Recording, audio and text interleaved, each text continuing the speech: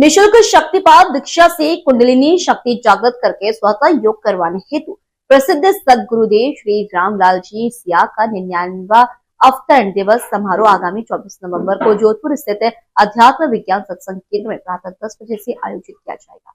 इस पावन समारोह में भाग लेने के लिए सदगुरुदेव सियाग के हजारों शिष्य शिक्षाएं देश के विभिन्न भागों से जोधपुर पहुंच रहे हैं।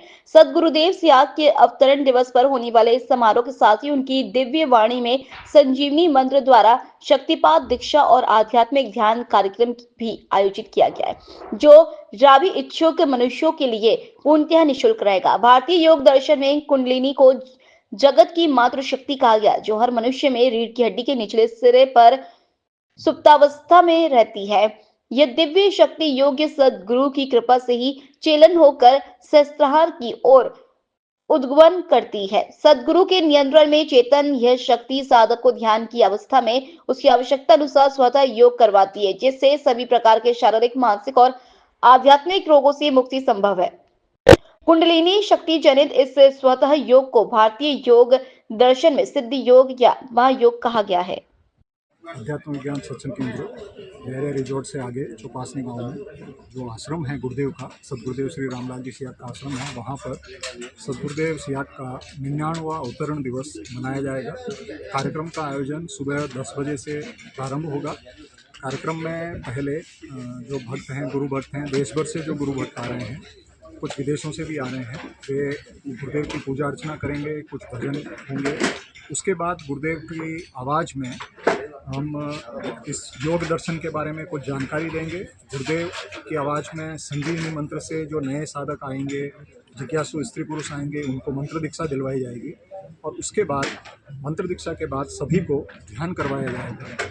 ध्यान में आप देखेंगे जो लोग आएंगे, ऐसे लोगों को ध्यान में, क्योंकि संजीवनी मंत्र की दीक्षा के बाद ध्यान करते हुए लोगों की कुंडलिनी शक्ति जागृत होती है, उन्हें योगिक क्रियाएं होती है, स्वतः योग होता है।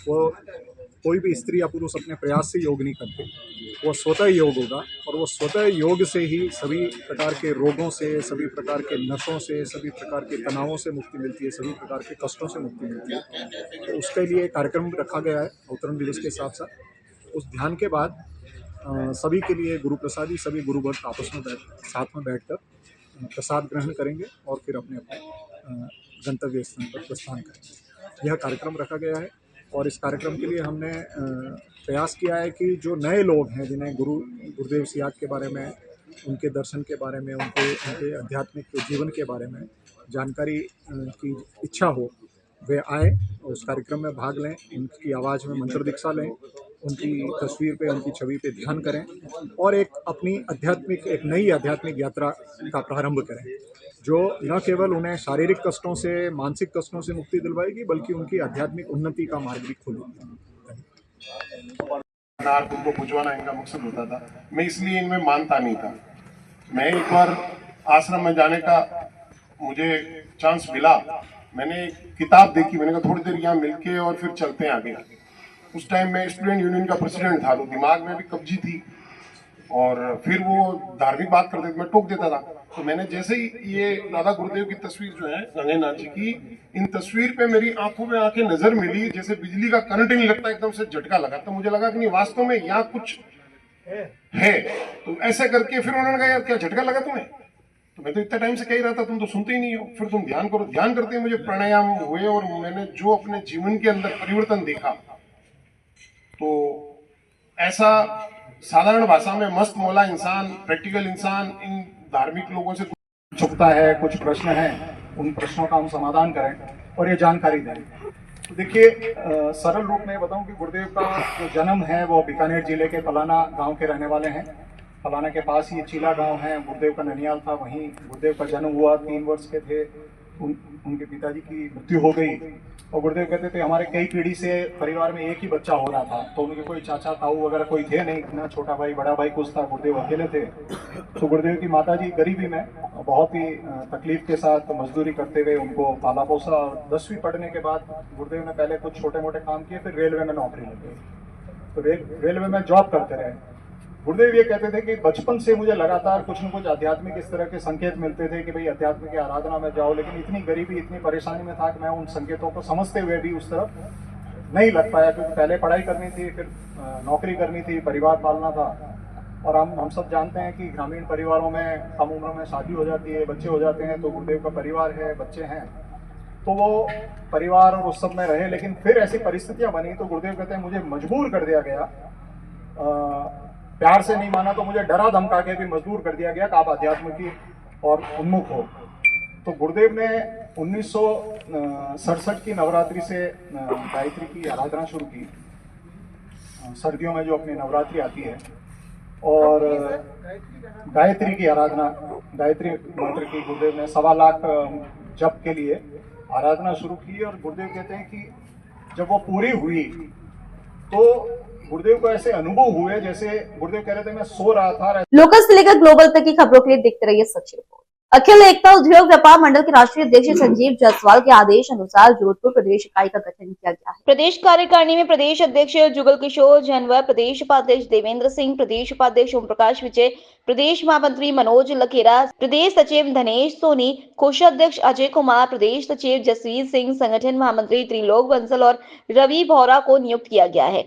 प्रदेश कार्यकारिणी प्रदेश में किसी भी तरह की व्यापारियों से जुड़ी हर एक समस्या को राज्य सरकार तक पहुंचाकर समस्याओं का समाधान करेगी और व्यापारियों को राहत पहुंचाने और व्यापार को आगे बढ़ाने में भी सहयोग करेगी। अखिल एकता उद्योग व्यापार मंडल के अच्छे कार्य को देखते हुए जिला कार्यकारिणी का गठन भी जल्द किया जाएगा। अखिल एकता व्यापार उद्योग मंडल का ये प्रदेश इकाई की टीम का गठन किया गया है। इसके राष्ट्रीय अध्यक्ष संजीव जी जायसवाल हैं, जिन्होंने हमारे प्रदेश संगठन महामंत्री त्रिलोक जी बंसल को कल दिल्ली में ये जिम्मेवारी दी, और साथ ही साथ में इन्होंने अपने हिसाब से पूरे राजस्थान प्रदेश की टीम का गठन किया है, जिसमें सभी जिलों से हमने अपनी कार्यकारिणी को यहाँ पे आज बुलाया है और उन सबका स्वागत किया गया है। धीरे धीरे इस प्रदेश इकाई का काम यही रहेगा कि जो राजस्थान के सभी जिले हैं उसमें जिले वाइज, हर जिले वाइज इस ऐसी टीम का गठन किया जाएगा। और जो छोटे छोटे व्यापारी हैं, बड़े व्यापारी तो अपना काम या बड़े उद्योगपति तो काम पैसों से भी करवा लेते हैं, लेकिन जो छोटे व्यापारी है, लघु व्यापारी है, जिनकी कोई सुनता नहीं है, तो इस संगठन का मुख्य उद्देश्य यही है कि जो छोटे व्यापारी, जो रिटेल काउंटर वाले हैं, लघु व्यवसायी हैं, उनकी जो भी समस्या है वो राज्य सरकार तक और केंद्र सरकार तक पहुंचाकर उनको राहत दिलाना इस संगठन का सबसे बड़ा मुख्य उद्देश्य रहेगा। बाकी आगे की बात हमारे महामंत्री जी। ये हमारा संगठन वैसे तो बहुत पुराना है, लेकिन 2020-21 में ये एक्टिव हुआ है। राजस्थान में पहले भी इकाई थी, उसका गठन उन्होंने काम नहीं किया, इसलिए उसका निस्तारण कर दिया गया। अब हमारी नई टीम का गठन किया गया है और हम उम्मीद करते हैं कि इसको पूरे राजस्थान में व्यापारियों के हित के लिए कार्य करें। लोकल से लेकर ग्लोबल तक की खबरों के लिए देखते रहिए सच रिपोर्ट। संत शिरोमणि श्री नामदेव जी महाराज की 754वीं जयंती के अवसर पर श्री क्षेत्र पंढरपुर से श्री क्षेत्र घोमान के लिए 12 नवंबर को सुबह 6 बजे श्री क्षेत्र पंढरपुर से प्रस्थान हुई। भव्य रथ और साइकिल यात्रा शुक्रवार रात्रि को स्वरूपगंज विश्राम के बाद शनिवार सुबह पूजा अर्चना एवं महाआरती के बाद रवाना हुई। साइकिल यात्रा 4:30 बजे तखतगढ़ पहुंचेगी। शनिवार शाम को 4:30 बजे स्वामी विवेकानंद बस स्टॉप के पीछे महावीर बस्ती यात्रा पहुंचने पर नामदेव जी महाराज चरण पादुका रथ एवं साइकिल यात्रियों का राष्ट्रीय युवा प्रकोष्ठ भारतीय नामदेव छिपा महासभा समिति के तत्वाधान में मार्गदर्शक स्वर्गीय ओटरमल सुपुत्र पुखराज परमार के दिव्याशीष और छिपा समाज के समस्त भामाशाहों की उपस्थिति में कार्यक्रम के मुख्य अतिथि के तौर पर पशुपालन डेयरी विभाग कैबिनेट मंत्री जोराराम कुमावत, आहोर विधायक छगन सिंह जी, राजपुरोहित महेश ढवले अध्यक्ष एवं ललित जी राकामवत अध्यक्ष, नगर पालिका तखतगढ़ उपाध्यक्ष एवं भाजपा मंडल अध्यक्ष मनोज नामा एवं पूर्व नगर पालिका उपाध्यक्ष एवं पार्षद प्रकाश सोलंकी एवं समाज बंधु एवं कर्मठ कार्यकर्ताओं द्वारा ढोल ताशे के साथ भव्य स्वागत सत्कार के साथ महाप्रसाद का आयोजन होगा और रात्रि विशालतम नामाचा गजर का आयोजन होगा। कार्यक्रम को लेकर महावीर बस्ती स्थित संपूर्ण तैयारी को अंतिम रूप दिया जा चुका है। लोकल से लेकर ग्लोबल तक की खबरों के लिए देखते रहिए सच रिपोर्ट। सूर्यनगर गांव के पास सामने से आ रही पिकअप की टक्कर से बाइक सवार 2 बहनें व एक भाई हुआ गंभीर घायल। तत्परता से पहुंची 108 ने तीनों को पहुंचाया मारवाड़ जंक्शन चिकित्सालय। सूचना से मारवाड़ थाना पुलिस पहुंची मौके पर। हादसे में जाड़न निवासी दुर्गा पत्नी आनंद राम चौकीदार, जमनी पत्नी सुरेश चौकीदार, भाई खरताराम पुत्र ढगला राम चौकीदार है घायल। बिठोड़ा कला अपने पीहर आई हुई थी। दोनों बहनें भाई के साथ मारवाड़ जंक्शन गई थी सामान लेने। वापस लौटते समय मारवाड़ जंक्शन सूर्यनगर गांव के पास की घटना। घायलों को चिकित्सकों ने किया पाली रेफर। लोकल से लेकर ग्लोबल तक की खबरों के लिए देखते रहिए सच रिपोर्ट। मारवाड़ जंक्शन थाना क्षेत्र चेलावास गांव से मारवाड़ जंक्शन थाना पुलिस द्वारा एक बाल श्रमिक को संरक्षण में लेकर किशोर गृह पाली पहुंचाया। थानाधिकारी सरोज बैरवा ने बताया कि नाबालिग बाल श्रमिक के दादा द्वारा मारवाड़ जंक्शन थाने में मामला दर्ज करवाया गया था। मामले में बताया कि एक कोयला बनाने वाले ठेकेदार उसके नाबालिग पोते को जबरन मजदूरी करवा रहा है। पुलिस द्वारा तत्काल प्रभाव से कार्रवाई कर बाल श्रमिक रोशन लाल पुत्र हीरालाल को थाना क्षेत्र के चेलावास गांव से मदननाथ ठेकेदार के यहाँ लकड़ी काट कोयले बनाने का काम करते पाया गया। पुलिस द्वारा वहां बाल मजदूरी करते पाए जाने पर उक्त नाबालिग को बाल संरक्षण में लिया। पुलिस द्वारा उपखंड मजिस्ट्रेट एवं बाल कल्याण समिति के अध्यक्ष के समक्ष नाबालिग बाल श्रमिक को पेश किया। बाल श्रमिक बाल कल्याण समिति के अध्यक्ष के निर्देश से युक्त बाल श्रमिक नाबालिग को पाली किशोर ग्राम में दाखिल करवाया गया। साथ ही पुलिस द्वारा बाल मजदूरी करवाने वाले ठेकेदार मदन नाथ को हिरासत में लिया गया।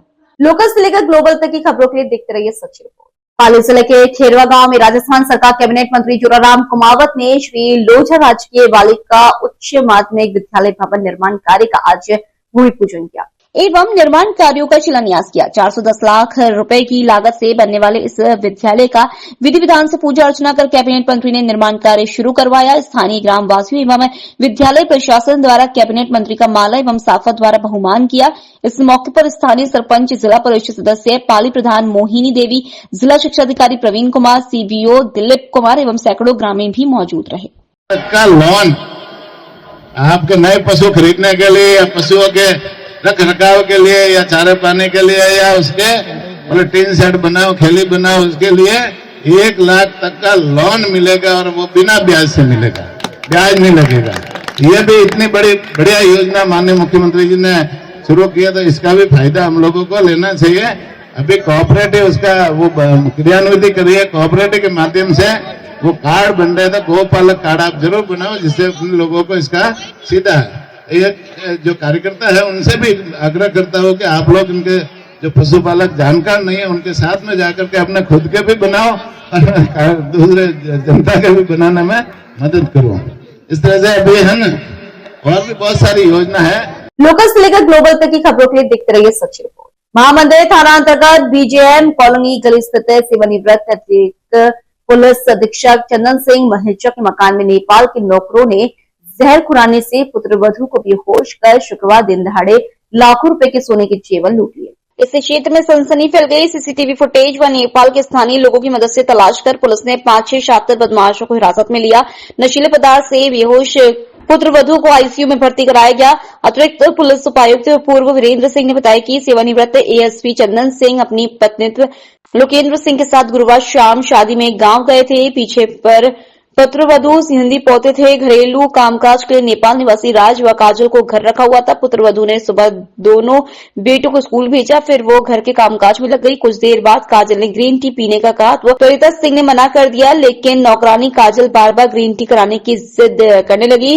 3-4 बार आग्रह करने पर उसने हामी भर दी और काजल को ग्रीन टी बनाकर लाई, जिसे पीने के कुछ देर बाद त्वरिता सिंह पर बेहोशी छाने लगी और कमरे में अर्ध बेहोश हो गई। कुछ ही देर में 7-8 लोग कमरे में घुसे और लूटपाट शुरू कर दी। अलमारी की तलाशी लेने लगे। लुटेरों ने द्रास से सोने के 2 कड़े और प्रतापगढ़ का मीनाकारी का हार, सोने की चौकोर फुलड़ियां लगी लूट लिया। मकान के अन्य हिस्सों से भी काफी जेवरात आदि लिए गए।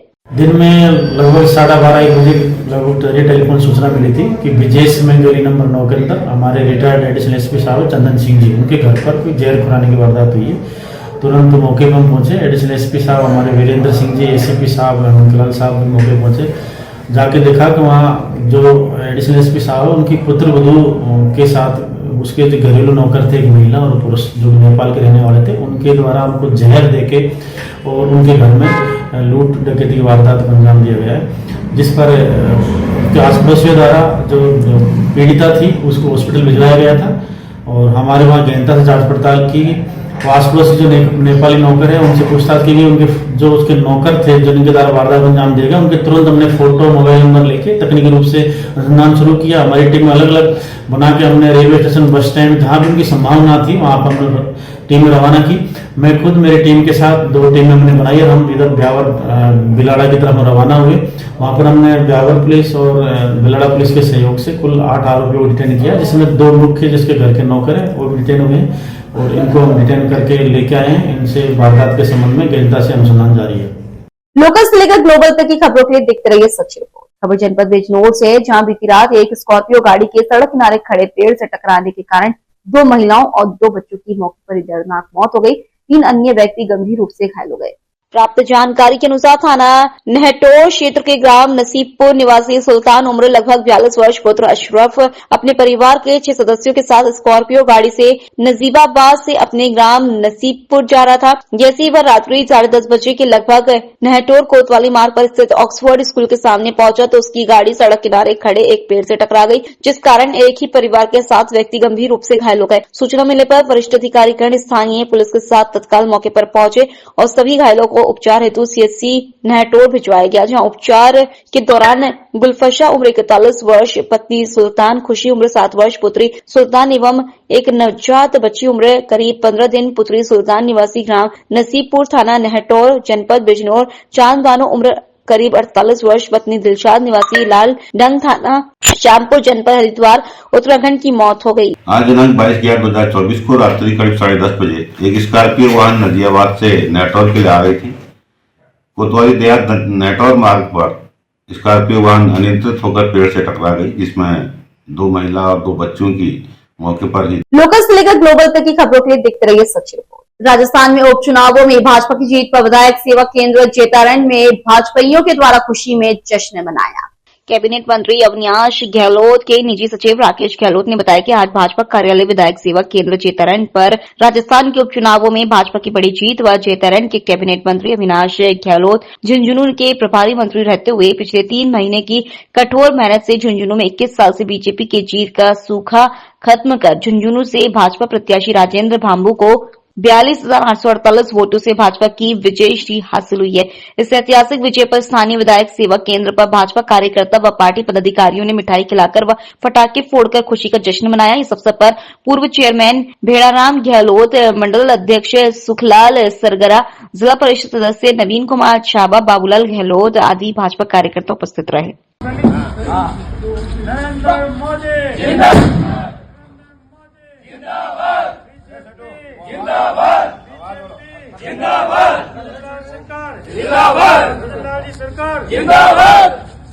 अविनाश गहलोत जिंदाबाद, अविनाश गहलोत जिंदाबाद, भारतीय जनता पार्टी जिंदाबाद, भारत माता की जय हो, भारत माता की जय हो, जय जय श्री राम, जय श्री राम, जय श्री राम, जय श्री राम, राजेंद्र बाबू जिंदाबाद, राजेंद्र बाबू जिंदाबाद।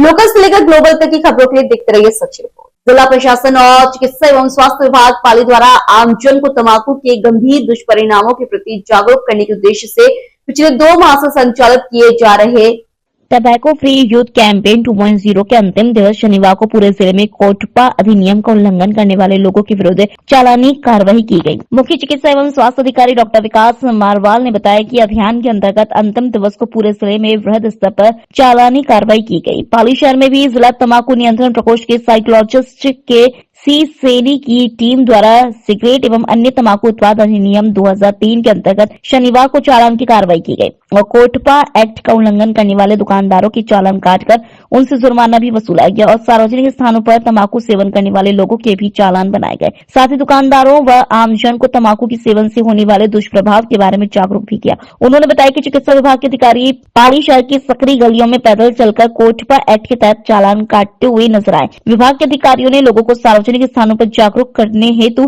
तंबाकू से होने वाले दुष्प्रभावों के बारे में समझाइश करते हुए देखे गए ताकि आमजन तंबाकू उत्पादों के सेवन से दूर रह सकें। लोकल से लेकर ग्लोबल तक की खबरों के लिए देखते रहिए सच रिपोर्ट। पुलिस एवं पब्लिक के मध्य आपसी असामंजस्य एवं आपसी मेल मिलाप को बढ़ावा देने के उद्देश्य से जयपुर पुलिस कमिश्नरेट के उत्तर जिले में शनिवार को गलता गेट थाना व रामगंज थाना के बीच हिदा की मोरी ग्राउंड में पुलिस पब्लिक वॉलीबॉल आयोजन किया गया, जिसमें पुलिस के जवानों ने भी बढ़ चढ़कर हिस्सा लिया। कार्यक्रम में मुख्य अतिथि के रूप में जयपुर पुलिस कमिश्नर बीजू जॉर्ज जोसेफ मौजूद रहे। साथ ही रामेश्वर सिंह, पुलिस उपायुक्त राशि डोगरा, हुड्डूडी, additional SP Durg Singh Rajpurohit, additional SP Bajrang Singh Shekhawat, ACP Harishankar Sharma, Ramganj थानाधिकारी देवेंद्र सिंह, एसआई गिरिराज, साथ ही पार्षद सलमान मंसूरी, हवा महल, मीडिया संयोजक तरुण शर्मा आदि समाजसेवी मौजूद रहे। पुलिस उपायुक्त उत्तर ने बताया कि पुलिस एवं पब्लिक के मध्य आपसी सामंजस्य एवं आपसी मेल मिलाप को बढ़ावा देने के उद्देश्य से जयपुर पुलिस कमिश्नरेट के उत्तर जिले में पुलिस पब्लिक वॉलीबॉल आयोजन किया जा रहा है। यह आयोजन 1 दिसंबर तक चलेगा। मैचों का आयोजन थानों के हिसाब से उनके इलाकों में ही रखे गए हैं। वॉलीबॉल लीग में पुलिस कमिश्नरेट के उत्तर जिले की कुल 30 टीमें भाग ले रही हैं। प्रत्येक थाने स्तर से पुलिस एवं पब्लिक के एक टीम, एक महिला टीम, उत्तर प्रथम एवं उत्तर द्वितीय व प्रिंट एवं इलेक्ट्रॉनिक मीडिया की एक टीम प्रतियोगिता में हिस्सा ले रही है। सभी नागरिकों को मेरे तरफ से अभिनंदन कि आप हमने जो विजुअलाइज किया था, जिस उद्देश्य से ये लीग हमने प्रारंभ किया था, वो कोई चीज हार के लिए नहीं किया, ज्यादा से ज्यादा जनता को पुलिस के साथ जोड़ने के लिए किया। जो अविश्वास है, जो आपको लग रहा है सुनवाई नहीं होता, सही प्रकार की कार्रवाई नहीं होता, इसलिए पुलिस और पब्लिक के बीच में दूरी बन जाता है, वो दूरी को खत्म करना है। आपके सहयोग के बिना यहाँ शांति और क्राइम फ्री बनाना पॉसिबल नहीं, इसलिए आपको सहयोग चाहिए और इस माध्यम से हम आपसे और नजदीक आना चाहते हैं। ये उद्देश्य था और ये उद्देश्य के दिशा में आज दोनों टीम पब्लिक और पुलिस के साथ जो 2 टीम्स को बनाया था, एडिशनल डीसीपी साहब दुर्ग सिंह के द्वारा, और आपने अच्छा स्टैंडर्ड का मैच यहाँ मुझे दिखाया। मैच दोनों टीम बराबर है, कोई 1-2 पॉइंट के डिफरेंस से हार जीत हो गया, लेकिन दोनों टीम मेरे नजर में दोनों टीम विजयी। लोकल से लेकर ग्लोबल तक की खबरों के लिए देखते रहिए सच रिपोर्ट। सर्दी के मौसम में सर्दी बढ़ने के साथ साथ कोहरा भी बढ़ने लग गया है। कोहरे के बढ़ने से दुर्घटना बढ़ने की भी संभावना है। कोहरे के कारण वाहन चालकों को दिखाई नहीं देने के कारण दुर्घटनाओं का सामना करना पड़ता है। Mahua Bharatpur expressways limited company के परियोजना प्रबंधक महेंद्र पाल सिंह ने बताया कि सर्दी के मौसम में तुरंत बदलाव आ गया है। सर्दी बढ़ने के साथ साथ कोहरा भी धीरे धीरे बढ़ने लगा है। नेशनल हाईवे पर भी दुर्घटनाओं की संभावना बनी रहती है। महेंद्र पाल ने वाहन चालकों से अपील करते हुए कहा कि जान है तो जहां है। कई व्यक्ति अपने जीवन के साथ खुद ही खिलवाड़ करते हैं। कोहरे के दौरान रात्रि के समय वाहन चालक कम से कम सफर तय करें। सफर के दौरान हमेशा सीट बेल्ट का उपयोग करना चाहिए। बाइक सवार भी बिना हेलमेट के सफर करता है। कई बार दुर्घटना के दौरान बिना हेलमेट के कई बाइक सवार भी अपनी जान गंवा चुके हैं। जीवन अनमोल है, इसकी सुरक्षा करना अत्यंत आवश्यक है। लिमिटेड की तरफ से सभी वाहन चालकों से आग्रह करना चाहूंगा कि कोहरे का समय है तो यातायात संबंधी नियमों का पूर्णतः पालन करें। विशेषकर जो गति सीमा है जिन जिन वाहनों के लिए निर्धारित की गई है वो उस गति सीमा से ऊपर न जाए। जो भी जो गार्ड और जो ट्रैक्टर ट्रॉली लोकली हमारे जो चलते हैं उनसे विशेष आग्रह करूंगा कि उनके पीछे रिफ्लेक्टिविटी का बहुत बार देखा जाता है कि कोई साधन नहीं होता, तो वो पीछे की साइड अपने जो भी रेड या ग्रीन कलर के जो रिफ्लेक्टर्स हैं वो चिपका ले, ताकि पीछे से जो वाहन आ रहा है वो उसको उचित दूरी पे वो वाहन नजर आ जाए। यदि किसी के पास इस रिफ्लेक्टर वगैरह उपलब्ध नहीं है तो हम टोल प्लाजा से उसको उपलब्ध करा सकते हैं। ये हमारी टीम उसमें सहयोग कर देगी। हमने जो हमारी पेट्रोलिंग व्हीकल्स रहते हैं उसमें भी ये रिफ्लेक्टर्स दिए हुए हैं कि कोई भी ऐसा वाहन दिखे जिसके पीछे रिफ्लेक्टिविटी का इश्यू हो तो वो रिफ्लेक्टर चिपका के चले, ताकि वो फॉग में विशेषकर रिफ्लेक्टिविटी वाहन की बनी रहे, तो उसको उचित दूरी पे कोई भी पीछे वाले 2 व्हीलर या 4 व्हीलर आ रहा है उसको पता चल जाए उचित दूरी पे। इसके साथ हमारी टीम पूरी तरह से कोशिश कर रही है कि जो स्ट्रे एनिमल्स हैं उनको वो हाईवे पे विचरण करते रहते हैं, तो अभी हम अभियान चला रहे हैं कि जो रिफ्लेक्टिविटी बेल्ट है, विशेष गाय घूमती है तो उनके गले में वो हम पहनाएंगे, ताकि एकदम से जब गाय आती है या गाय रोड के किनारे खड़ी है तो वो दूर से कोई भी वाहन चालक है उसको पता चल जाए। और इसके अलावा जो भी हमारी तरफ से तैयारियां हैं, जो भी ऑब्जेक्ट लगे हैं हाईवे के ऊपर उन पे हम रिफ्लेक्टिविटी को बनी रहे, इसके लिए उनको वॉश करवाना या उनका रिन्यूअल करना, ये भी तैयारी हमारी तरफ से चल रही है। लेकिन विशेषकर वाहन चालकों से मेरा ये आग्रह है कि वो भी पूर्णतः इस अपनी जो गतिविधि है उनको ध्यान रखें और कोहरे को देखते हुए अपनी सुरक्षा का ध्यान रखें, क्योंकि जान है तो जान है। और ये मेरी तरफ से ये संदेश। लोकल से लेकर ग्लोबल तक की खबरों के लिए देखते रहिए सच रिपोर्ट। जिला प्रशासन और चिकित्सा एवं स्वास्थ्य विभाग पाली द्वारा आमजन को तंबाकू के गंभीर दुष्परिणामों के प्रति जागरूक करने के उद्देश्य से पिछले 2 माह से संचालित किए जा रहे टबैको फ्री यूथ कैंपेन 2.0 के अंतिम दिवस शनिवार को पूरे जिले में कोटपा अधिनियम का उल्लंघन करने वाले लोगों के विरुद्ध चालानी कार्रवाई की गई। मुख्य चिकित्सा एवं स्वास्थ्य अधिकारी डॉक्टर विकास मारवाल ने बताया कि अभियान के अंतर्गत अंतिम दिवस को पूरे जिले में वृहद स्तर पर चालानी कार्रवाई की गई। पाली शहर में भी जिला तंबाकू नियंत्रण प्रकोष्ठ के साइकोलॉजिस्ट के सी सेनी की टीम द्वारा सिगरेट एवं अन्य तंबाकू उत्पाद अधिनियम 2003 के अंतर्गत शनिवार को चालान की कार्रवाई की गई और कोटपा एक्ट का उल्लंघन करने वाले दुकानदारों की चालान काटकर उनसे जुर्माना भी वसूला गया और सार्वजनिक स्थानों पर तंबाकू सेवन करने वाले लोगों के भी चालान बनाए गए। साथ ही दुकानदारों व आमजन को तंबाकू के सेवन से होने वाले दुष्प्रभाव के बारे में जागरूक भी किया। उन्होंने बताया कि चिकित्सा विभाग के अधिकारी पाली शहर की सकरी गलियों में पैदल चलकर कोटपा एक्ट के तहत चालान काटते हुए नजर आए। विभाग के अधिकारियों ने लोगों को सार्वजनिक स्थानों पर जागरूक करने हेतु तंबाकू से होने वाले दुष्प्रभावों के बारे में समझाइश करते हुए देखे गए ताकि आमजन तंबाकू उत्पादों के सेवन से दूर रह सकें।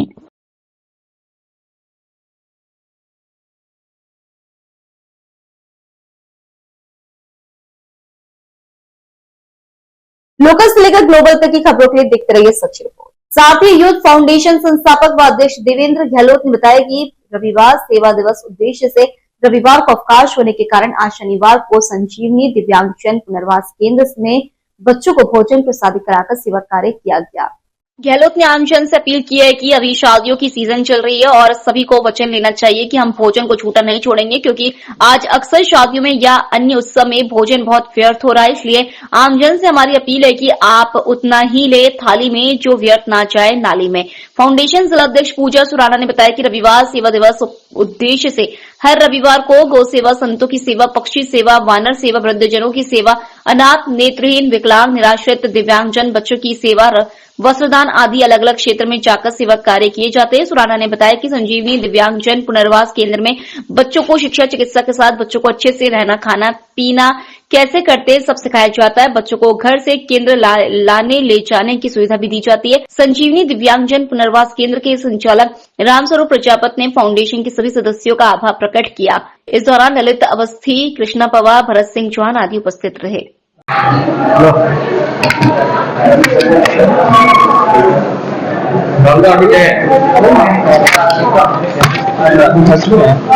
तो हमारे 16 साल को हमें कोई ऑर्डर नहीं है।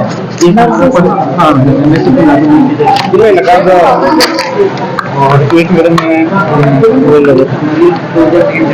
डीजल हमारे करके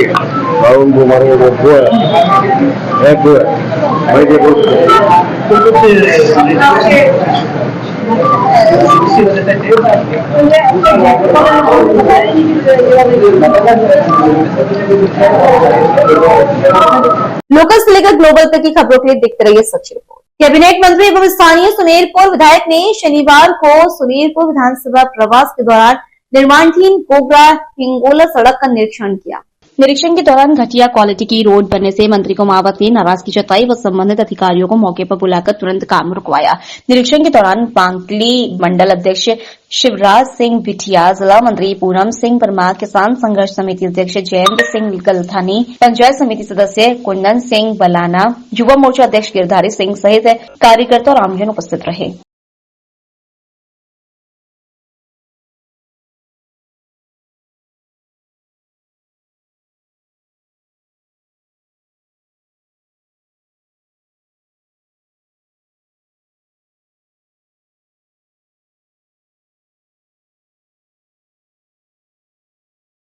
लोकल से लेकर ग्लोबल तक की खबरों के लिए देखते रहिए सच रिपोर्ट। भीलवाड़ा शहर की ट्रैफिक व्यवस्था पूरी तरह से बदहाल है। शहर में जगह जगह ट्रैफिक जाम की स्थिति रहती है, जिसके चलते आमजन को भारी परेशानियों का सामना करना पड़ता है। शहर के सूचना केंद्र, छीपा बिल्डिंग मार्केट, बजरंगी चौराहा के आसपास व अन्य स्थानों पर लोगों ने अस्थायी रूप से पार्किंग स्थल बना रखे हैं एवं हर कोई हर कहीं पर मोटरसाइकिल या जिसकी वजह से ट्रैफिक जाम हो जाता है। साथ ही कई व्यापारी भी अपने दुकानों का सामान 5-5, 7-7 फुट तक सड़कों पर बोर्ड लगाकर रखते हैं, जिसके चलते भी ट्रैफिक व्यवस्था में बाधा आ जाती है। जहां अधिकांश समय ट्रैफिक जाम रहता है, वहीं यातायात कर्मी का नहीं होने से भी बड़ी समस्या उत्पन्न होती है।